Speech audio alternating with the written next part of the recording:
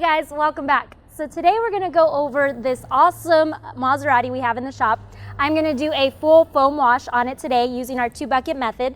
But before I get on to the foaming part and washing the vehicle, I want to go over some questions that most of our customers and viewers do have about the foam cannon and the foam gun and address those, so hopefully it'll help you out with your foam cannon or if you're looking to purchase one.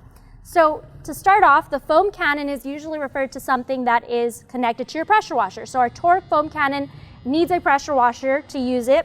And then there is the foam gun. So when we refer to something as a foam gun, we're referring to like our TORQ Foam Blaster. The Chemical Guys TORQ Foam Blaster connects to your standard garden hose, and you can basically add your soap and you don't need a pressure washer to use this. So if you don't have a pressure washer at home, or maybe you have both like I do, you can use this one when you don't want to haul out your pressure washer, but you still want to have some foam. So one big thing that I want to cover with the Foam Blaster is this little piece right here. So every time a customer gets this, not every time, but sometimes we get a question is that it's not fitting on your garden hose and you're not sure. This is your standard quick release. So if you have a quick release on your garden hose, this is what that connects to make it easy when you're transitioning to maybe you have a fire hose nozzle and then you have this and you have something else for watering your plants. It makes it easy to take off and switch whatever device you're using. So if you don't have a quick release, this simply just comes right out, and as you can see, that connects to your garden hose.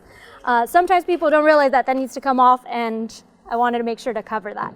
So the foam cannon, as such, like I said, this connects to your pressure washer, and I already have it pre-filled with water, and I'll show you how to fill this with soap after. So another question we get with the foam cannon and the foam gun is, can I just spray it and rinse? Do I still have to wash after? Basically, what does the foam do and how does this wash experience happen? So with the foam cannon and the foam blaster, you can do just a foam wash. So more with the foam cannon because it's going to produce a lot of suds. What it does is when you're foaming your vehicle, you're creating a layer of lubrication and you're putting that suds and soap onto your surface. Now by doing that, you're creating a great layer of lubrication, so if you do have to wash. When do you have to wash with the wash mitt? Well, if your car is very dirty and there's a lot of contamination, bird droppings, whatever may be on it, and you can see that, or dirt and dust, maybe a little bit of mud, that you're definitely going to want to use a wash mitt after and your 2-bucket wash. Sometimes if you wash your car every weekend and it doesn't get very dirty, you don't have to. You can definitely just spray and rinse and you'll see it does a great wash. Some people say they don't do that because they think you still need a mitt, but honestly the amount of lubrication and how the soap reacts to your surface, you can actually, and it's a pressure washer, you can actually just foam and rinse. So the two options are you can foam it and then rinse it if it's not too dirty, it's just lightly dusty, or you can do a foam wash, full wash with your 2-bucket and your wash mitt. So today I am doing a wash mitt 2-bucket wash along with the foam cannon because this car is very dirty. As you can see, there's a lot of dust and dirt, and I like to make sure that it's completely washed and I get all that stuff off of there. And like I've said before, we're really close to the airport, so there's a lot of industrial fallout and stuff that does get on the vehicle, so I want to make sure it's extra clean for the next step of the detail process. So I have filled my foam cannon, like I said, with water. Another question we get is how much soap to use. My foam isn't as thick as yours.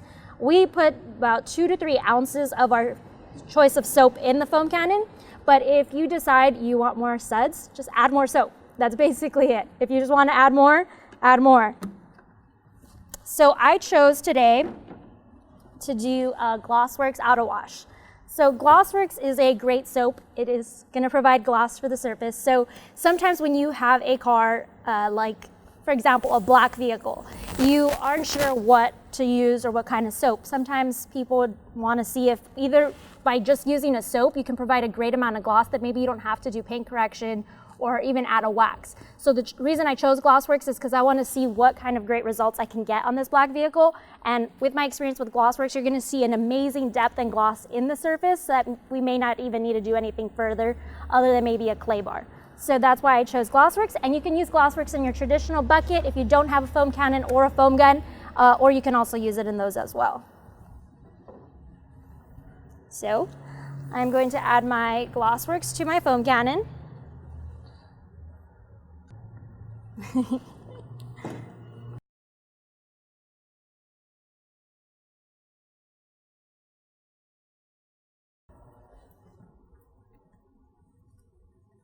Now with your foam cannon, the soap is at the bottom, so you can always shake it up a bit to make sure that you have it completely spread through your foam cannon. It's not necessary, but it is a good option. So I also have my 2 buckets set up. So a normal 2 bucket wash means that you're gonna have 1 wash bucket and 1 rinse bucket.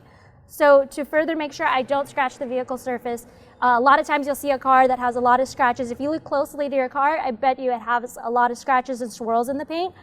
That is usually caused either during the wash process or even the drying process. So if you don't have the proper tools or steps in washing, you're gonna cause some scratches. So the reason I have 2 buckets is one is my wash bucket. So I'm gonna have the soap in here and I'm gonna put the mitt in there first. And then when I get off of the vehicle from washing it, I'll put it into my rinse bucket.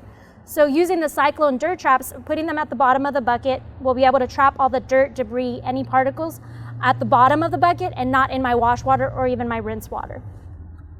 Now the cyclone dirt traps fit into your standard 12-inch diameter buckets. So if you have our Chemical Guys heavy duty buckets or you have other ones, they'll fit perfectly at the bottom.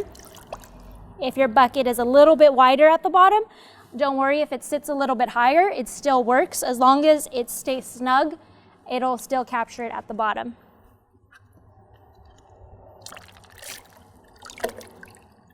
And the 2 colors is obviously to differentiate between the wash and the rinse bucket. Just remember which one's your wash color and which one's your rinse. So I'm gonna do red as my wash, and I'm gonna add some soap in there as well.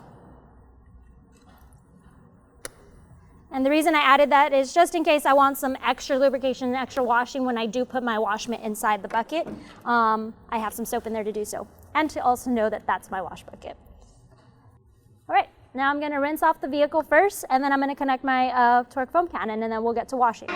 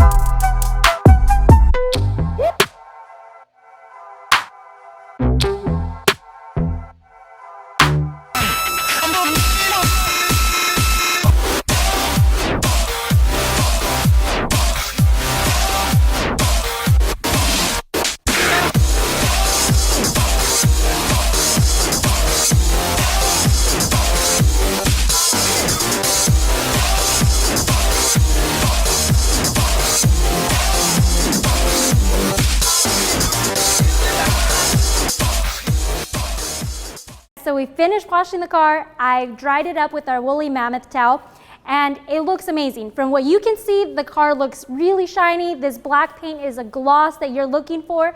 But one thing I wanted to point out is that I see all the time in cars, and I'm sure you've seen, even at car shows or even just in your own personal vehicle, it looks great from far, but when you look up close, I'm gonna use this light, you'll see there's all kinds of scratches and swirls in the paint.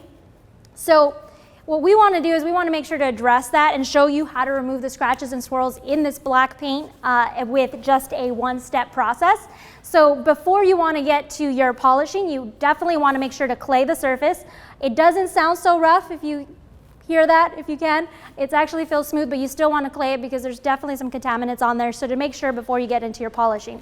So even though it looks great from far, we want to make sure to address the scratches and swirls. So stay tuned for the next video where we show you how to clay, and then we're going to show you how to do a one-step polish on this to remove the scratches and swirls.